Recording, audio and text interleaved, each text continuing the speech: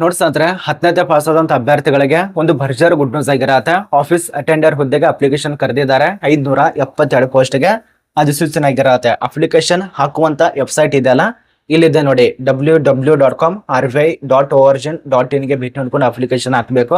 ಇದು ಸಂಪೂರ್ಣವಾಗಿ reserve bank of ಇಂಡಿಯಾದಲ್ಲಿ ಖಾಲಿ ಇರತ್ತೆ. 2025ರಲ್ಲಿ ನೋಟಿಸ್ ಆಗಿತ್ತು, ಅಕ್ಟೋಬರ್ ತಿಂಗಳಲ್ಲಿ. ಅದರ ಬಳಿಕ ಈಗ 2026ರಲ್ಲಿ 572 ಪೋಸ್ಟ್ SSLC ಪಾಸ್ ಆದವರಿಗೆ ಅಪ್ಲಿಕೇಶನ್ ಕರೆದಿದ್ದಾರೆ. ನೋಡಿ, RBI ಈ ಒಂದು ಉನ್ನತ ಬ್ಯಾಂಕಿನಲ್ಲಿ SSLC ದವರೆಗೆ ಅವಕಾಶ ಕರೆದಿದ್ದಾರೆ ಅಂದ್ರೆ ಖುಷಿ ವಿಚಾರ. ಯಾರು ಕೂಡ ಈ ಒಂದು ನೇಮಕಾತಿ ಮಿಸ್ ಮಾಡ್ಕೊಳ್ಬೇಡಿ. ಕರ್ನಾಟಕದವ್ರಿಗೂ ಅವಕಾಶ ಇರತ್ತೆ, ಬೇರೆ ರಾಜ್ಯದವ್ರಿಗೂ ಅವಕಾಶ ಇರತ್ತೆ, ಆಲ್ ಇಂಡಿಯಾದವ್ರಿಗೂ ಅವಕಾಶ ಇರತ್ತೆ. ಕರ್ನಾಟಕ ರಾಜ್ಯದಲ್ಲೇ ಪೋಸ್ಟ್ ಖಾಲಿ ಇದಾವೆ. ಇದ್ರ ಬಗ್ಗೆನೇ ಚರ್ಚೆ ಮಾಡೋಣ. ಯಾವ ಪೋಸ್ಟು, ಹೇಗೆ, ಏನು, ಎಂತ ಅಂತೇಳಿ ಇಲ್ಲಿ ಕಾಣಿಸ್ತಾ ಇರ್ಬೋದು. ಅಪ್ಲಿಕೇಶನ್ ಹಾಕೋದಕ್ಕೆ ಪ್ರಮುಖ ದಿನಾಂಕಗಳು ನಾನು ಕೂಡ ನೋಡಿದ್ದಿಲ್ಲ, ಇವತ್ತು ವಿಡಿಯೋ ಮಾಡ್ಬೇಕಂತೇಳಿ ಪ್ರತಿಯೊಂದು ವೆಬ್ಸೈಟ್ ಚೆಕ್ ಮಾಡಿದಾಗ RBI ವೆಬ್ಸೈಟ್ ಯಾವ್ದಾದ್ರು ನೇಮಕಾತಿ ಬಂದಿದೆ ಅಂತೇಳಿ ಚೆಕ್ ಮಾಡಿದಾಗ ನನಗೆ ಗೊತ್ತಾಗಿದ್ದು ಈ ಒಂದು 15ನೇ ತಾರೀಕೆ ಅಧಿಸೂಚನೆ ಆಗಿರತ್ತೆ ಅಂತೇಳಿ. 2 ದಿನ ಮುಂಚಿತವಾಗಿನೇ ಅಧಿಸೂಚನೆ ಆಗಿರತ್ತೆ. ಆ ಒಂದು ಆಫೀಸಲ್ಲಿ ಇರುವಂತ ಅಂತರ್ಜಾಲದಲ್ಲಿ ಮೊದಲಿಗೆ ಕೊಟ್ಟಿರ್ತಾರೆ. ಅಂದ್ರೆ ನಾಳೆಗೆ ಅರ್ಜಿಗಳು ಸ್ಟಾರ್ಟ್ ಆಗ್ತಾ ಇರತ್ತೆ, ಇವತ್ತು ರಿಲೀಸ್ ಮಾಡಿರ್ತಾರೆ. ಈ ರೀತಿಯಾಗಿ ಪ್ರತಿಯೊಂದು ಜಾಬ್ ಹಾಗೇನೆ. ಕೆಲವೊಂದು ಸಾರಿ ಒಂದು ತಿಂಗಳ ನೇಮಕಾತಿ ಇರತ್ತೆ, ಒಂದು ತಿಂಗಳು ಮುಂಚಿತವಾಗಿನೇ ಅಧಿಸೂಚನೆ ಆಗ್ತಾ ಇರತ್ತೆ. ಒಂದೊಂದು ರೀತಿಯಲ್ಲಿ ಒಂದೊಂದು.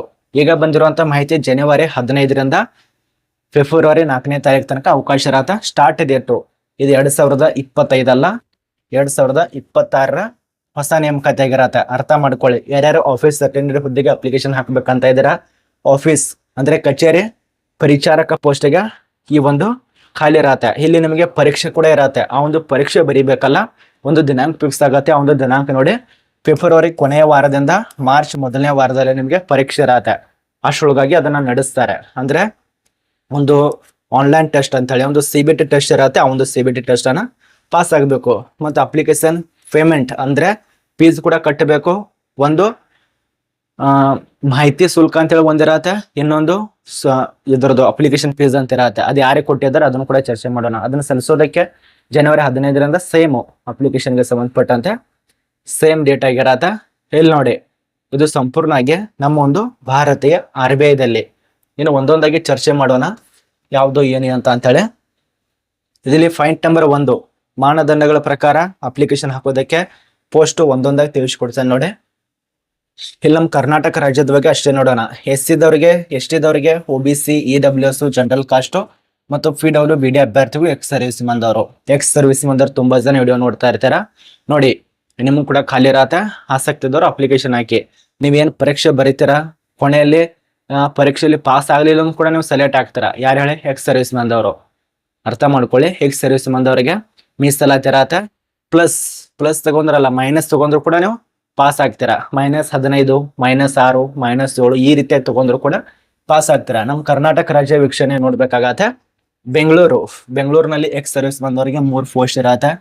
ಅದ ನಂತರ SC ದವರಿಗೆ 3 ಪೋಸ್ಟು, ST ದವರಿಗೆ ಪೋಸ್ಟ್ ಇಲ್ಲ, OBC ದವರಿಗೆ 5, EWS ದವರಿಗೆ 1, ಜನರಲ್ ಕಾಸ್ಟ್ ಅದರಲ್ಲಿ ಯುವರ ಅಭ್ಯರ್ಥಿಗಳು 7 ಪೋಸ್ಟ್ ಇರತ್ತೆ. ಟೋಟಲ್ ಆಗಿ 16 ಪೋಸ್ಟ್ ನಮ್ಮೊಂದು ಕರ್ನಾಟಕದಲ್ಲಿ ಇರತ್ತೆ, ಅದು ಬೆಂಗಳೂರಿನಲ್ಲಿ.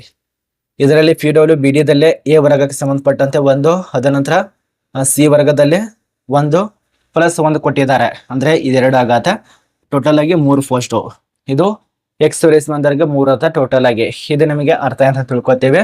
ಅದು ಕೂಡ ಎಕ್ಸ್ ಸರ್ವಿಸ್ ಮಂದರು 2 ದವರಿಗೆ ಅವ್ರು ತಿಳಿಸ್ಕೊಟ್ಟಿರೋಂಥ ಮಾಹಿತಿ. ಇದು RBIದಲ್ಲಿ 10ನೇ ಪಾಸ್ ಆದವರಿಗೆ ಸಿಗುವಂತ ಮೀಸಲಾತಿ ಆಧಾರದ ಮೇಲೆ ಕರೆದಿರುವಂತ ಪೋಸ್ಟ್ ಬಗ್ಗೆ ವಿವರ.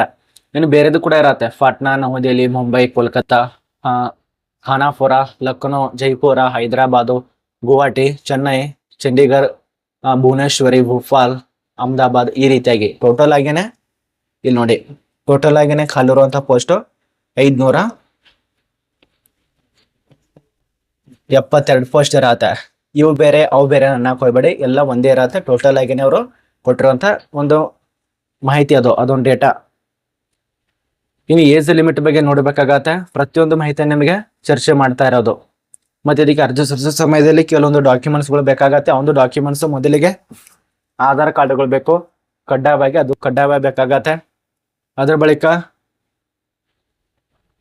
ನೋಡಿ, ಏಜ್ ಲಿಮಿಟ್ ಬಗ್ಗೆ ನಿಮಗೆ ಬೇಸಿಕ್ ಆಗಿ ತಿಳಿಸ್ಕೊಟ್ರೇನೆ ಒಳ್ಳೇದು. ಯಾಕಂದ್ರೆ ಇದರಲ್ಲಿ ಅರ್ಧ ಟೈಮ್ ಹೋಗುತ್ತೆ ನಿಮ್ದು, ಸಮಯ ಇದರಲ್ಲೇ ಹೋಗುತ್ತೆ. ಸುಮಾರು ಈ ಒಂದು ಪೇಜು 44 ಪೇಜ್ ಇದೆ. ಅದರಲ್ಲಿ ನಡು ಎಲ್ಲಾರು ಕೊಟ್ಟಿರ್ತಾರೆ ಏಜ್ ಲಿಮಿಟ್. ನಿಮ್ಗೆ ಶಾರ್ಟ್ ಕಟ್ ಆಗಿ ಬೇಸಿಕ್ ತಿಳಿಸ್ಕೊಡ್ತೇನೆ ನೋಡಿ. ಈಗ ಹುದ್ದೆಗಳ ಬಗ್ಗೆ ಅರ್ಧ ಮಾಹಿತಿ ಗೊತ್ತಾಗಿದೆ. ಭಾರತೀಯ ರಿಸರ್ವ್ ಬ್ಯಾಂಕ್ ನಲ್ಲಿ ಇದು ನೇಮಕಾತಿ ಇರೋದ ಕಚೇರಿ ಪರಿಚಾರಕ ಅಂತೇಳಿ, ಅಂದ್ರೆ ಆಫೀಸ್ ಅಟೆಂಡರ್. ತಿಂಗಳಿಗೆ ಪರ್ ಮಂತ್ ಆಗಿ ನಿಮ್ಗೆ ಸ್ಯಾಲ್ರಿ ಎಷ್ಟು ಕೊಡ್ತಾರಪ್ಪ ಅಂದ್ರೆ, ಸ್ಯಾಲ್ರಿ ಇದಕ್ಕೆ ಕೊಡುವಂತ ಸ್ಯಾಲ್ರಿ ನಿಮಗೆ ಪರ್ ಮಂತ್ ಆಗಿ ಸುಮಾರು 24,250 ರೂಪಾಯಿದಿಂದ ಸುಮಾರು 42,029 ರೂಪಾಯಿ ತನ ಸ್ಯಾಲ್ರಿ ಕೊಡ್ತಾರೆ. 24,225 ರೂಪಾಯಿದಿಂದ 50 ರೂಪಾಯಿದಿಂದ 46,029 ರೂಪಾಯಿ ತನ ಸ್ಯಾಲ್ರಿ ಕೊಡ್ತಾರೆ. ಇನ್ನು ಎಷ್ಟು ವಿದ್ಯಾರ್ಹತೆ ಆಗಿರಬೇಕು? ಜಸ್ಟ್ SSLC ತೆರಗಡೆ ಹೊಂದಿದವರು ಅಪ್ಲಿಕೇಶನ್ ಹಾಕಿ. ಸೆಕೆಂಡ್ PUC ಕೇಳಿಲ್ಲ, ಡಿಗ್ರಿದವ್ರಿಗೆ ಅವಕಾಶ ಕೇಳಿಲ್ಲ. ಅದ ನಂತರ ನಿಮ್ಗೆ ಯಾವುದೇ ರೀತಿಯಾಗಿ ಮಾಹಿತಿನೂ ಕೊಡಿಯಲ್ಲ, SSLC ಅವ್ರಿಗೆ ಮಾತ್ರ. ಇನ್ನು ಏಜ್ ಲಿಮಿಟ್ ಬಗ್ಗೆ, ಇಲ್ಲಿ ನಿಮಗೆ ಕನಿಷ್ಠ ಬಗ್ಗೆ 18 ವರ್ಷ ಆಗಿರಬೇಕು.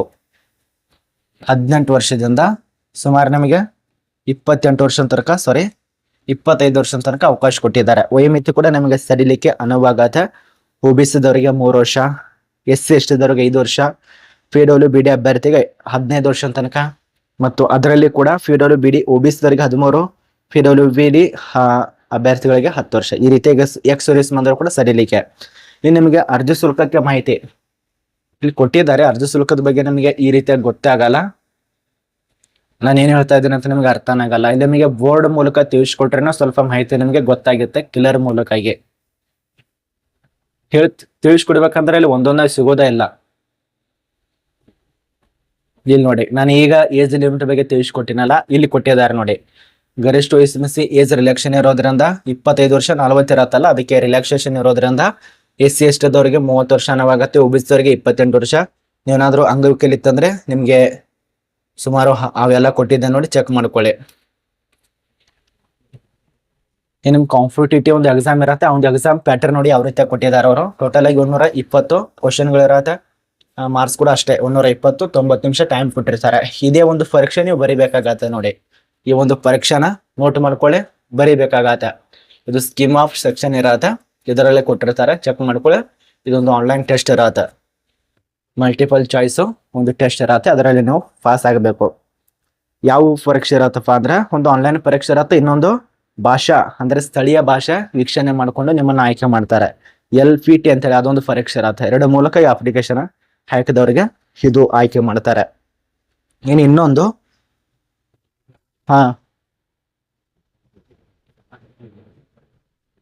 ಅರ್ಜಿ ಶುಲ್ಕದ ಬಗ್ಗೆ ಮಾಹಿತಿ ನೋಡಿ. ಇರ್ಲಿ ಬಿಡಿ, ಅರ್ಜಿ ಶುಲ್ಕದ ಮಾಹಿತಿ ನಿಮ್ಗೆ ಗೊತ್ತೇ ಆಗಲ್ಲ, ತಿಳಿಸ್ಕೊಡ್ತಾನೆ. ಇಲ್ಲಿ SC ST ದವರಿಗೆ ಸಂಬಂಧಪಟ್ಟಂತೆ ಮತ್ತು PWBD ಅಭ್ಯರ್ಥಿಗಳಿಗೆ ಸುಮಾರು ನಮಗೆ 50 ರೂಪಾಯಿ. ಎಕ್ಸ್ ಸರ್ವಿಸ್ ಮೆಂಬರ್ ಕೂಡ ಇದರಲ್ಲಿ ಸೇರ್ಪಡೆ ಆಗತ್ತೆ, 50 ರೂಪಾಯಿ. ಅದ ನಂತರ ಸಾಮಾನ್ಯ ಅಭ್ಯರ್ಥಿ, ಏನಾದ್ರೂ ಸಾಮಾನ್ಯ ಅಭ್ಯರ್ಥಿ ಇತ್ತಂದ್ರೆ ಅಥವಾ OBC ಅಭ್ಯರ್ಥಿದವರಿಗೆ, ಅದ ನಂತರ EWS ದವರಿಗೆ ಎಷ್ಟು ಇರತ್ತೆ ಹೇಳಿ, 2 ಪ್ರಕಾರ ಇರತ್ತೆ. ಇದರಲ್ಲಿ ಪರೀಕ್ಷಾ ಶುಲ್ಕ ಅಂತ ಇರತ್ತೆ, ಇನ್ನೊಂದು ಮಾಹಿತಿ ಶುಲ್ಕ ಅಂತ ಹೇಳಿ. ಸ್ಟಾರ್ಟಿಂಗ್ ನಲ್ಲಿ ತಿಳಿಸ್ಕೊಟ್ಟಲ್ಲ, ಪರೀಕ್ಷಾ ಶುಲ್ಕ, ಇನ್ನೊಂದು ಮಾಹಿತಿ ಶುಲ್ಕ, ಎರಡು ಕೂಡ ನೀವು ತುಂಬಬೇಕು. ಟೋಟಲ್ ಆಗಿ 450 ರೂಪಾಯಿ ತುಂಬಬೇಕಾಗತ್ತೆ. 450 ರೂಪಾಯಿ ತುಂಬಬೇಕು. ಮತ್ತು ಸಿಬ್ಬಂದಿ ಅಭ್ಯರ್ಥಿಗಳಿಗೆ ಅಂದ್ರೆ ಈಗಾಗಲೇ RBI ಕೆಲಸ ಮಾಡ್ತಿರೋರಿಗೆ ನಿಮಗೆ ಯಾವುದೇ ರೀತಿಯಾಗಿ ಶುಲ್ಕ ಇರೋದಿಲ್ಲ, ನೇರವಾಗಿ ಅಪ್ಲಿಕೇಶನ್ ಹಾಕೊಳ್ಳಿ. ಇನ್ನು ಪಾವತಿ ವಿಧಾನ ಆನ್ಲೈನ್ ಅಲ್ಲಿ ಇರತ್ತೆ. ಇನ್ನು ಅಪ್ಲಿಕೇಶನ್ ಹಾಕುವಂತ ಡೇಟ್ ಬಗ್ಗೆ ಈಗೆಲ್ಲ ತಿಳಿಸ್ಕೊಟ್ಟಿದ್ದೇನೆ. ಕೊನೆಯದಾಗಿ ಡೇಟ್ ಇರತ್ತೆ, ಅದ್ರ ಬಗ್ಗೆ ಏನು ಚರ್ಚೆ ಮಾಡೋದು ಬೇಡ. ಈ ಒಂದು ನೋಟಿಸ್ ನಮ್ಮ ಒಂದು ಟೆಲಿಗ್ರಾಮ್ ಗ್ರೂಪ್ ಸಿಗತ್ತೆ. ಮತ್ತೆ ಇನ್ನೊಂದು ಹೇಳ್ಬೇಕು ನಿಮಗೆ,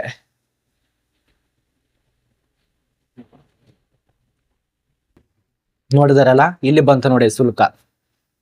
ಈ ರೀತಿ ಒಂದೊಂದು ರೀತಿಯಲ್ಲಿ ಸಿಗೋದಿಲ್ಲ. 17 ಪುಟದಲ್ಲಿ ಈ ಒಂದು ಶುಲ್ಕದ ಬಗ್ಗೆ ಮಾಹಿತಿ ಕೊಟ್ಟಿದ್ದಾರೆ. ಈಗ ಮತ್ತೆ ನಾನು ರಿಪೀಟ್ ಮಾಡಿದ್ರೆ ನಿಮಗೆ ಬೋರ್ ಅನ್ಸುತ್ತೆ, ವಿಡಿಯೋ ತುಂಬಾ ಜನ ನೋಡೋದಿಲ್ಲ. ಬಟ್ ನೀವೇ ನೋಡಿ, ಇಲ್ಲಿ 18% GST ಇಟ್ಟಿದ್ದಾರೆ. ಇದನ್ನ 2 ಬಾರಿ ತುಂಬಬೇಕಾಗತ್ತೆ. ಇಲ್ಲಿ ನೋಡಿ, 2 ಬಾರಿ ತುಂಬಬೇಕಾಗತ್ತೆ. ಇಲ್ಲಿ ಸ್ಟಾಪ್ ದವರಿಗೆ ಯಾವುದೇ ರೀತಿಯಾಗಿ ಇರೋದಿಲ್ಲ, ಇವರಿಗೆ 50 ರೂಪಾಯಿ ಇರತ್ತೆ. ಈ ರೀತಿ ನಮಗೆ ಕೊಟ್ಟಿದ್ದಾರೆ. ಇದು ನಮಗೆ ಅರ್ಥ ಆಯ್ತು ಅಂತ ತಿಳ್ಕೊತೀವಿ. ಅಪ್ಲಿಕೇಶನ್ ಹಾಕೋರು ಸ್ವಲ್ಪ ಬೇಗ ಅಪ್ಲಿಕೇಶನ್ ಹಾಕಿ. ಕೊನೆಯ ದಿನಾಂಕ ಮುಗಿದ ಮೇಲೆ ತುಂಬಾ ಜನ ಕೇಳ್ತಾ ಇರ್ತಾರ. 4ನೇ ತಾರೀಕು ತನಕ ಅವಕಾಶ ಇರತ್ತೆ, ಅಲ್ಲಿ ತನಕ ನೀವು ಅಪ್ಲಿಕೇಶನ್ ಹಾಕಿ.